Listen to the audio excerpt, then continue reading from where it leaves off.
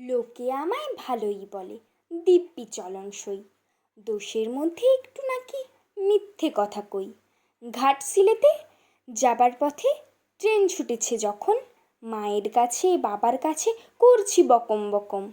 হঠাৎ দেখি মাঠের মধ্যে চলন্ত সব গাছ, এক এক রকম ভঙ্গি ফোটে, এক এক রকম নাচে। উমা দেখো, নৃত্যনাট্য! যেই বলেছি আমি, মা বকে দেয়, বড্ড তোমার বেড়েছে ফাজলামি। চিড়িয়াখানার নাম জানো তো? আমার সেজমেশোর। আদর করে দেখিয়ে দিলেন পশুরাজের কেশর। কদিন পরেই চুন খসানো দেওয়াল জুড়ে এ কি ঠিক অবিকল সেই রকম মূর্তি যেন দেখি।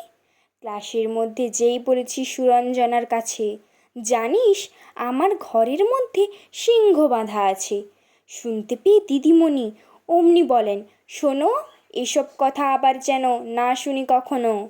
বলি না তাই সেসব কথা, সামলে থাকি খুব। কিন্তু সেদিন হয়েছে কি এমন বেয়াকুব, আকাশ পারে আবার চোখ গিয়েছে আটকে।